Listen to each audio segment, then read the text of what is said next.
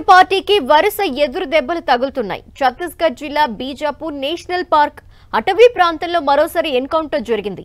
పోలీసులు మావోయిస్టులకు మధ్య జరిగిన ఎదురు కాల్పుల్లో 2 మావోయిస్టులు మృతి చెందారు.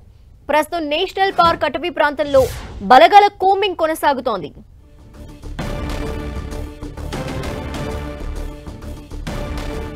మావోయిస్ట్ పార్టీకి వరుస ఎదురు దెబ్బలు తగులుతున్నాయి. ఛత్తీస్గఢ్ జిల్లా బీజాపూర్ నేషనల్ పార్క్ అటవీ ప్రాంతంలో మరోసారి ఎన్కౌంటర్ జరిగింది. పోలీసులు మావోయిస్టులకి మధ్య జరిగిన ఎదురు కాల్పుల్లో 2 మావోయిస్టులు మృతి చెందారు. ప్రస్తుతం నేషనల్ పార్క్ అటవీ ప్రాంతంలో బలగాల కూంబింగ్ ఇంకా కొనసాగుతోంది. దీనికి సంబంధించిన డీటెయిల్స్ మా ప్రతినిధి సైదులు అందిస్తారు. సైదులు,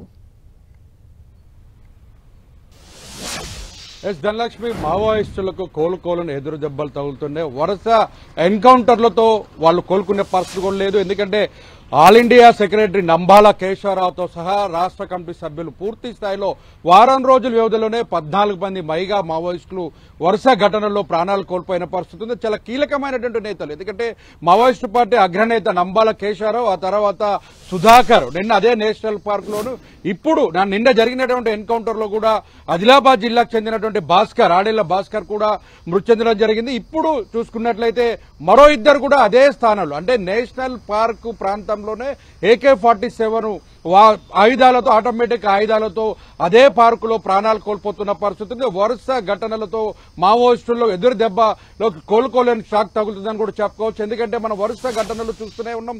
మావోయిస్టు పార్టీకి సంబంధించినటువంటి కీలకమైన నేతలు ప్రాణాలు కోల్పోతుంటే మరికొంతమంది నేతలు మాత్రం కార్యకర్తలతో సహా కూడా తెలంగాణ పోలీసులు ఎదుట లొంగిపోతున్న పరిస్థితి కనిపిస్తుంది. ప్రస్తుతం నేషనల్ పార్కులో రాత్రి నుంచి కూడా ఇప్పటి వరకు కూడా ఎదురుకాల్పులు కొనసాగుతున్నాయి. ఎదురుకాల్పుల్లో ఇప్పటికీ 2 మావోయిస్టులు మృతి చెందారు. ఆ 2 మావోయిస్టులకు సంబంధించి కూడా వారు క్యాడరు, వారు ఎవరు అన్న దాని మీద కూడా పూర్తి స్థాయిలో పోలీసులు విచారణ చేపట్టిన పరిస్థితి ఉంది. చాలా కీలకం ఇప్పుడు. ఎందుకంటే ఆపరేషన్ ఖగార్ తుది దశకు చేరుకుందని చెప్పుకోవచ్చు. తుది దశలోనే ఇప్పటి వరకు చూసుకున్నట్లయితే చాలా కీలకమైన నేతలు ప్రాణాలు కోల్పోయిన పరిస్థితి ఉంది. అయితే ఇప్పుడు హిడ్మా టార్గెట్ గా కొనసాగుతున్నటువంటి నేషనల్ పార్క్ కు సంబంధించి కూడా ఇప్పటికే వైరల్ అవుతుంది. హిడ్మా దాదాపు 55 సంవత్సరాల వయసులో ఉన్న హిడ్మా లేటెస్ట్ ఫోటో ఇప్పుడు వైరల్ అవుతున్న పరిస్థితి కనిపిస్తుంది. ఇప్పటి వరకు దాదాపు 27-23 సంవత్సరాల వయసులో దిగినటువంటి ఫోటో ఇప్పుడు మొత్తం వైరల్ కావడంతో ఒక్కసారిగా అలర్ట్ అయ్యారు.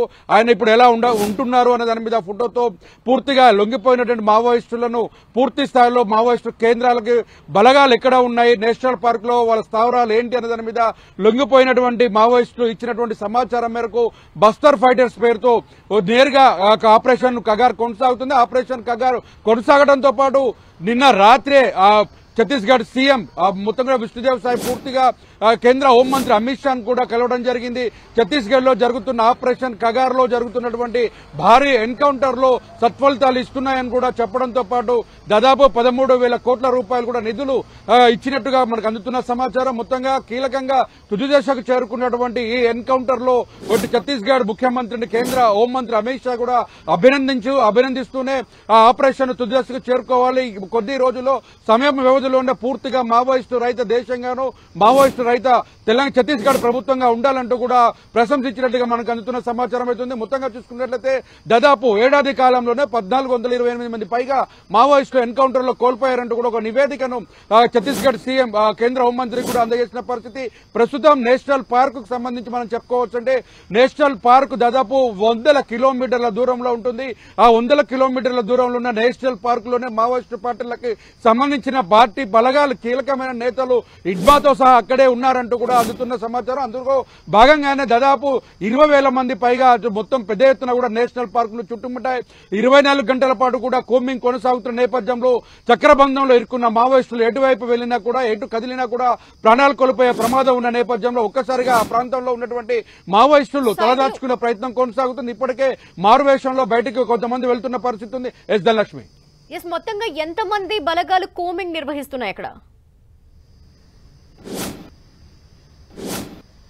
మొత్తంగా దాదాపు కేంద్ర బలగాలకు సంబంధించి 25,000 పైగా కేంద్ర బలగాలు, అదేవిధంగా బస్తర్ ఫైటర్స్ తో కావచ్చు, ఎస్టీఎఫ్ కావచ్చు, డీజీఎఫ్ కావచ్చు, డిఆర్జీ బృందాలు కావచ్చు, మొత్తంగా దాదాపు 25 నుంచి 30,000 మంది పైగానే కేంద్ర బలగాలు పూర్తి స్థాయిలో చుట్టుముట్టిన పరిస్థితి కనిపిస్తుంది.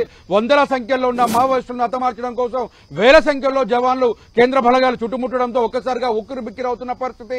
ఎటువైపు కూడా తలదాచుకునే పరిస్థితి కూడా లేనటువంటి పరిస్థితి. ఎందుకంటే ఒకవైపు ఇంద్రావతి నది పరివాహక ప్రాంతం పూర్తి స్థాయిలో వేసవి కాలం కావడంతో ఎండిపోవడం, పూర్తిగా అడవి మొత్తం ఎండిపోవడంతో ఆ ప్రాంతాల్లో డ్రోన్ల ద్వారాను, శాటిలైట్ మ్యాపింగ్ ద్వారా వారు ఉన్నటువంటి ప్రాంతాలను పూర్తిగా ఐడెంటిఫికేషన్ చేస్తున్న పరిస్థితి. మరోపక్క కీలకమైనటువంటి నేతలు పోలీసులు అటు ఛత్తీస్గఢ్ ప్రాంతాల్లో నుంచి అటు బస్తర్ కావచ్చు, ఆ తర్వాత మన తెలంగాణకు సంబంధించి ములుగు, వరంగల్, భద్రాద్రి కొత్తగూడెం జిల్లాల్లో పూర్తి పెద్ద నాయకత్వం అంటే డివిజన్ కమిటీ మెంబర్ల స్థాయిలో ఉన్నటువంటి నాయకులు లొంగిపోతున్న పరిస్థితుల్లో ఆ లొంగిపోయినటువంటి వారు ఇచ్చిన సమాచారం మేరకు నేరుగా ఆపరేషన్ కగార్ కొనసాగుతుంది. మావోయిస్టులను మట్టు పెడుతున్నారని మావోయిస్టు పార్టీ కేంద్ర కమిటీ ఇప్పటికే నిర్ణయం చేసుకుంది. ఇప్పటికే 10వ తారీఖు నుంచి కూడా భారత్ బంద్ కు పిలిపించింది. నంబాల కేశవరావుతో పాటు కీలకమైన నేతలు ఎన్కౌంటర్ మృతి చెందడంతో అమరవీరుల స్మారక సభలు నిర్వహించాలని పిలిపించిన నేపథ్యంలో పెద్ద ఎత్తున ఛత్తీస్గఢ్, తెలంగాణ, ఒరిస్సా, మహారాష్ట్ర, ఆంధ్ర, ఏఓబీకి సంబంధించిన ప్రాంతాల్లో భారీ ఎత్తున కూడా హై అలర్ట్ ప్రకటించిన పరిస్థితి కనిపిస్తుంది.